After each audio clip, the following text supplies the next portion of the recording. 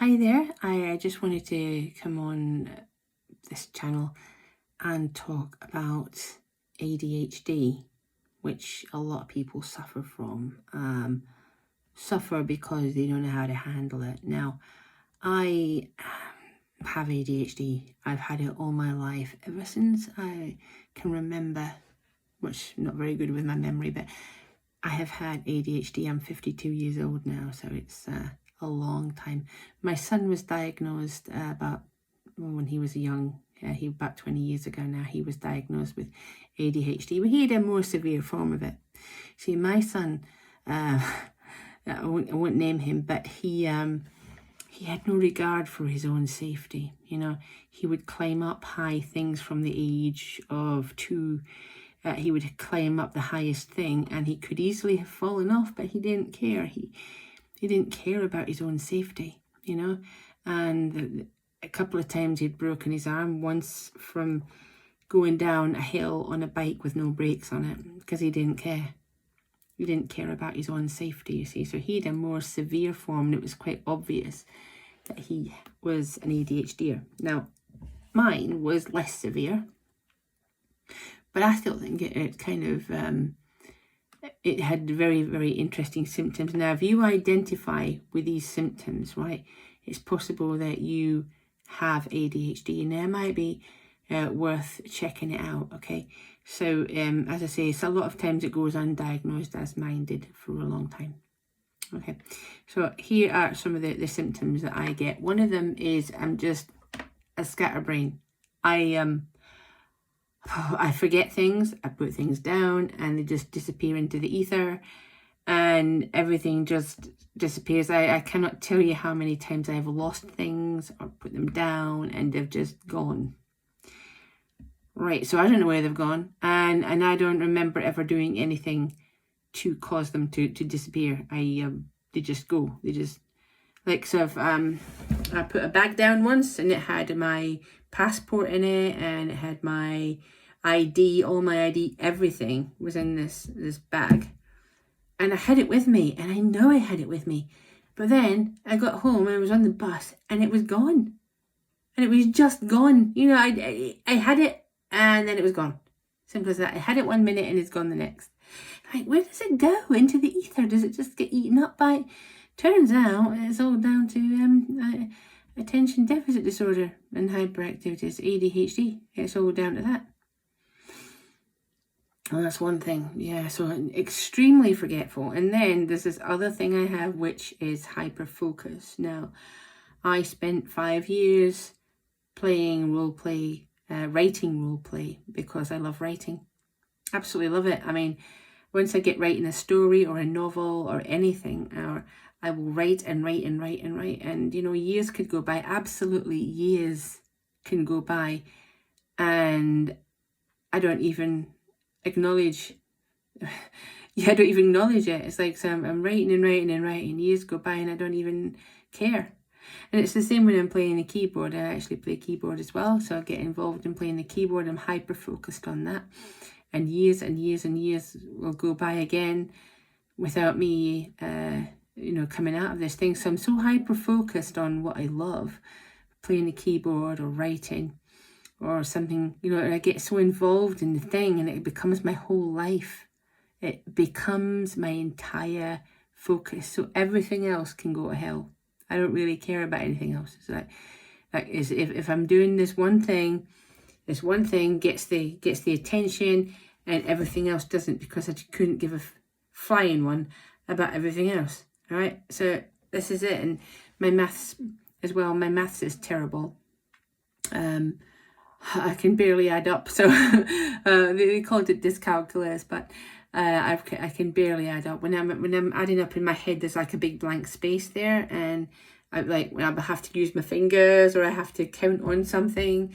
I can't actually add up very well. I mean, I can, you know, but I don't know if I'm accurate. I'm probably not accurate, and I don't get algebra really. I do remember formulas and things, but I just don't, you know. And it's all down to the ADHD thing. I'm a brilliant writer, brilliant at those kinds of things, but the things that don't interest me or I find too difficult in my mind, just puts a big blank space in there and I can't get past it. So these are the kind of symptoms I have. Now my son, let me tell you this one. This is a good one.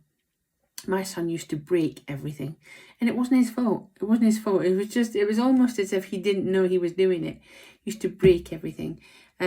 He would run around like a crazy little person, like a little ninja, when he was little, and everything was broken. Any ornaments, anything that was not nailed down, the television, the dishes, everything. He broke everything. I once said to his dad, do not put the television on this. He brought a stand for the television, and I thought it was a bit precarious, and I said, don't put the television on there, and he insisted he was going to put the television on this TV stand. And I thought, I don't like the look of that, and I said to him, you know what, I think we shouldn't, but he didn't listen. And then my son ran in, as he does, and I said, well, there you go. He ran right into the television as if it wasn't there and broke it. It fell off the stand. So this is the kind of thing, and I had to get rid of anything that could break in case he hurt himself on it. You know, anything. Because he could easily have hurt himself. In fact, he did once, in a massive cut on his leg, because we had a sort of glass bath and he broke that. I don't know how he did that, but it was a kind of a glass thing on the bath and he broke it. And he cut his leg open. So, and then, as I said, he was going down the hill once on a bike with no brakes, and he didn't give a flying one, and down he went, you know, and he broke his arm. He's got pins in his arm to this day, I think, yeah. So it was anything that wasn't nailed down, he would hurt himself on, so we had to be very careful about that. And we have to be, I mean, these are the sort of symptoms we're talking about here. Not that he couldn't do well in class, because he did, but when the teacher saw him sort of drifting off into a sort of a dream, she had to make him focus. She had to say, focus, you know, and she had to tell him 2 or 3 times before he understood what was being said, because he was a very dreamy sort of child. And he got that from me as well. I was extremely dreamy.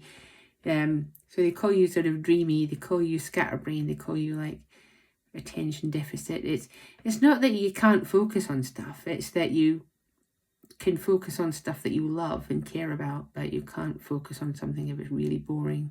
So there's something, if something's like doesn't interest you at all, then you're just sort of drifting off. And I used to sort of drift off in the middle of conversations. I try not to do that these days. I try to remain focused. It's not easy, but I try. But it is hard to do it. Sometimes people will be talking and I'll miss half of what they said.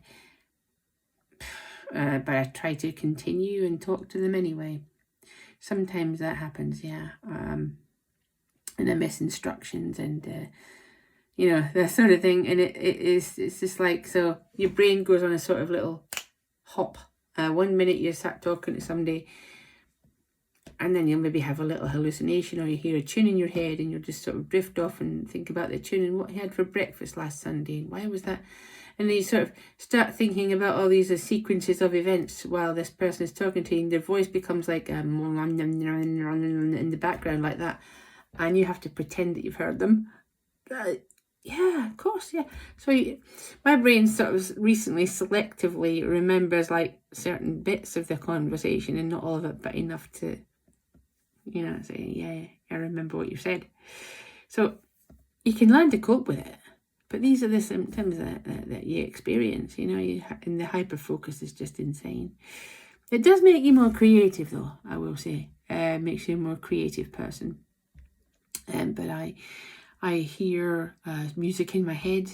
I hear voices in my head, but it's more like, you know, they're in your head, you know they're not real, and it's just nonsense. But you know that it's, and it doesn't tell me to do anything weird. It just like, little distractions and things by your own thoughts and sounds in your head. So these things happen, you know. There's always a kind of a little hallucination around people as well. I get little hallucinations of their aura and things like that. But you learn how to deal with it, you know. This is what the ADHD symptoms are, you know. And we were always, when we were kids, we had it beaten out of us, you know, like, you're lazy. Because we were Gen X and we had it beaten out of us by our parents. You're just lazy, you know. I did rather well at school, considering. Except for math, which I was never good at. Did all right, did fine, got a degree, you know, did okay. But, you know, my son, he also got a degree, but he got a degree in a sort of creative subject. That's the thing, it makes you more creative, you see. That's what it is. So sometimes it is hard for people to remain focused, and they can be fidgety, and they can be, you know, they have all these kinds of symptoms, you know.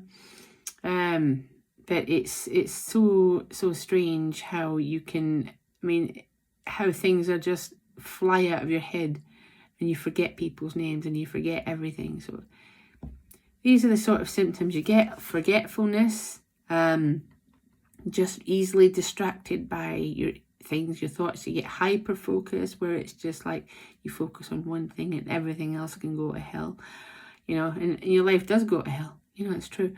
There's like the hyperactivity thing, like what my son has, where it breaks everything, and he doesn't mean to, and I know it's not his fault. That's why I can't discipline him. That's why I never disciplined him, because it's not his fault, and I knew it wasn't his fault, and he was so innocent, and he just didn't know. So it's a attention deficit disorder that's doing that, and the hyperactivity. So if you've got anything like that going on, and you're wondering, is this ADHD, go to your doctor and see if you'll get a test, or go to somewhere that you can get a test, because you know, that might be exactly what it is. And you're thinking, well, I've had all these problems all my life, what does it mean? And then of course, you know, now you'd have a diagnosis and you would know, wouldn't you? So that's my advice, and that's my first video on this channel. So subscribe, like, whatever. Okay. Nice to meet you. Did I say my name's Shirley? Nice to meet you. Okay, bye for now. Bye.